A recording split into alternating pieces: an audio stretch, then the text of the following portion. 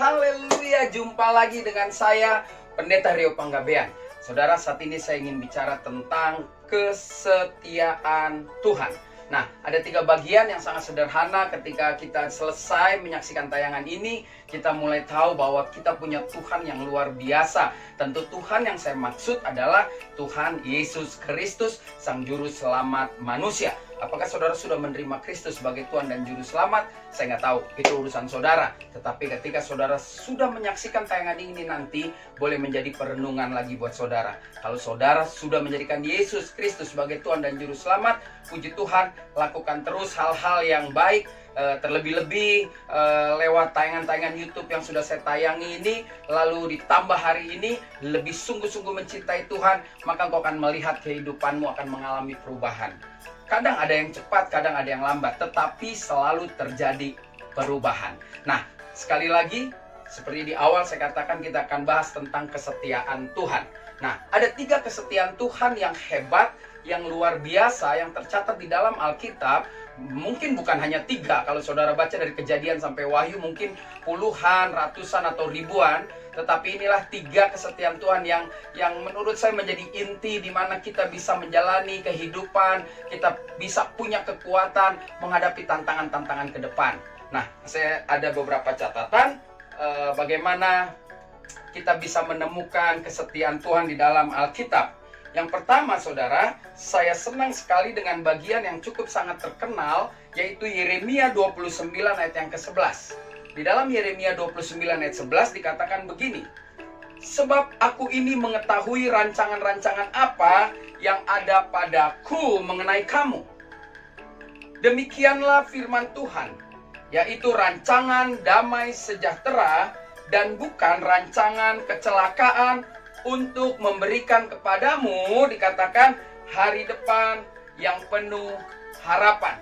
Jadi, kalau ngomong takdir, saudara dan saya dilahirkan ke dunia ini sudah ditakdirkan punya masa depan penuh harapan.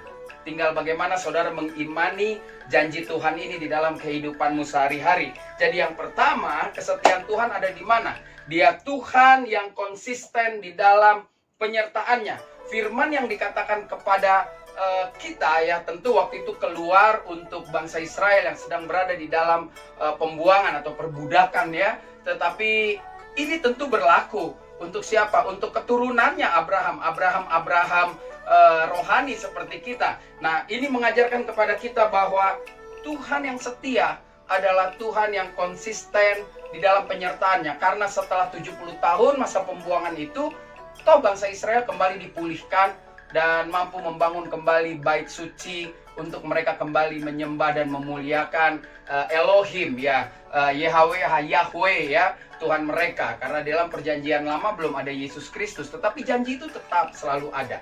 Saudara, sebagai orang-orang Kristen, percayalah, apapun yang terjadi hari ini, please jangan menangis, jangan menyesali keadaan hidupmu, tetapi pegang janji Tuhan di dalam firman Tuhan yang tadi kita baca, bahwa Dia adalah Tuhan yang sungguh-sungguh memegang janjinya. Kalau Dia janjikan kepada bangsa Israel waktu itu, tentu kita yang sekarang sudah menerima Kristus Yesus, janji itu tidak akan pernah berubah. Janji itu akan tetap digenapi, bahwa saudara dan saya dilahirkan ke bumi ini tidak dirancangkan kecelakaan, tetapi dirancangkan masa depan penuh harapan. Lalu saudara bilang, "Aduh Pak, tapi kenapa saya susah?" Please, kadang-kadang kita bilang kita susah karena kita pakai ukuran kita. Mari sekarang kita kembali lagi kepada ukurannya Tuhan. Kalau kita kembali kepada ukurannya Tuhan, apapun yang kita alami hari ini, Dia tetap konsisten menyertai hidup saudara dan menyertai hidup saya. Haleluya, itu yang pertama. Yang kedua, saya melihat sesuatu hal yang luar biasa di dalam 1 Yohanes 1 ayat yang ke-9. Ya, 1 Yohanes 1 ayat yang ke-9 berkata demikian, "Jika kita mengaku dosa kita, maka Ia adalah setia dan adil." Jika saudara dan saya mengakui dosa kita, hari ini Dia Tuhan setia dan Dia Tuhan yang adil. Lalu dilanjutkan, ayat ini berkata, "Sehingga Ia, Kristus Yesus, Bapa di surga, akan mengampuni dosa kita." Wow. "Dan menyucikan kita dari kejahatan kita." Ini luar biasa sekali, saudara. Ini sesuatu hal yang enggak mudah, bisa kita mengerti ketika kita tahu kita punya Tuhan yang hebat, kita punya Tuhan yang luar biasa. Ya, jadi yang pertama jelas di mana kesetiaan Tuhan, kita harus bangga kita punya Tuhan yang membuat janji masa depan saudara dan masa depan saya adalah masa depan yang bukan kecelakaan, tetapi masa depan yang penuh harapan. Yang kedua, dia setia di dalam pengampunannya. Saudara, kita manusia sulit saling mengampuni. Kalau hari ini kita ampuni, besok kita masih suka omongin. Tetapi Tuhan, dia bilang jauh ke dalam tubir laut. Walaupun dosamu semerah kermisi, dia tetap konsisten akan memutihkanmu seperti seperti salju, seperti bulu domba, seperti garam di laut, putih sekali, saudara.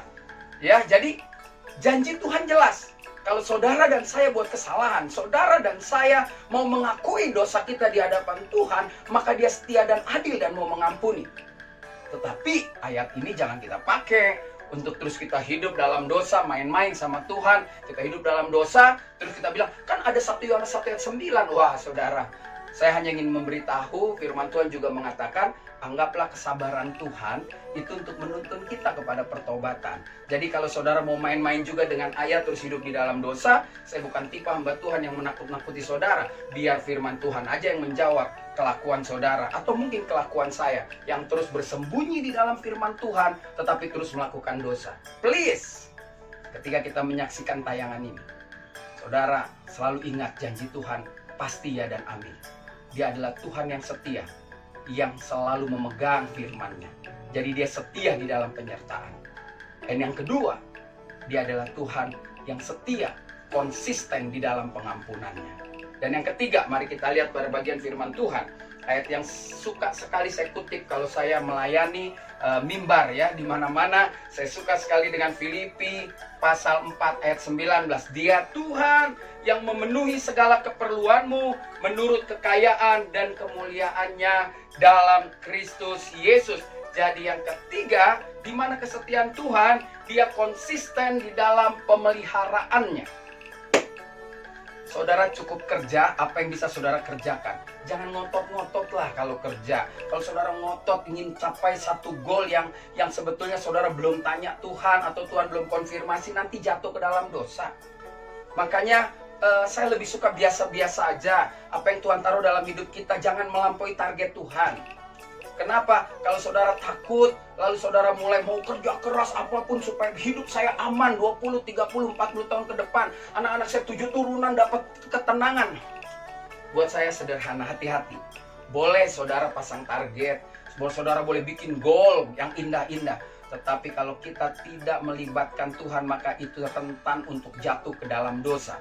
Jadi bagi saya suka mengajak saudara jadi orang Kristen yang sederhana aja. Pegang janji Tuhan karena dia Tuhan setia di dalam penyertaannya. Ya, sederhana, pegang janji Tuhan karena dia adalah Tuhan yang setia dan adil, selalu memberi kesempatan kepada kita. Jadi kalau ada kesalahan kita mengakui itu dosa, dikatakan dia setia dan adil. Tapi ingat, ya, kalau saudara bikin dosa terus saudara main minta ampun, bisa Tuhan mengampuni. Tetapi sekali lagi ada konsekuensi atas dosa, atas perbuatan. Dan yang paling gampang kita belajar dari Daud, itulah yang paling gampang ya. Saudara yang ketiga, lalu dia bilang dia Tuhan yang akan memenuhi keperluan. Kalau saudara nggak kerja, memang firman Tuhan bilang jangan makan. Jadi ketika keperluan kita dipenuhi Tuhan, itu adalah hasil usaha kita mau bekerja dan melibatkan Tuhan dengan selalu pegang Kolose 3:23, apapun yang kita kerjakan, apapun yang kita lakukan sama seperti untuk Tuhan, bukan untuk manusia. Jadi ini penting sekali saudara, ketika kita tahu dia Tuhan yang pasti memelihara, apalagi kita anak-anak Tuhan, apalagi kita sudah menyerahkan roh, jiwa, dan tubuh kita kepada Kristus. Ya, sedang orang yang nggak menerima Kristus saja dapat berkat yang sama. Matahari setiap pagi terbit dari timur dan dia tenggelam di barat. Ketika kita orang percaya berdampingan dengan orang tidak percaya, lalu terima hujan, semua terima hujan. Bayangkan semua berkat sama dia berikan, tetapi kita adalah anak-anak raja. Kita punya spesial dari Tuhan yang luar biasa. Selain daripada kerajaan surga yang sudah kita punya, karena nama saudara dan nama saya sudah dicatat, maka itu kita kerjakan keselamatan kita dengan yakin bahwa apapun yang kita kerjakan, Tuhan pasti memberkati jika kita mengerjakannya di dalam takut akan Tuhan. Oleh karena itu pegang kebenaran firman Tuhan saat ini saudara.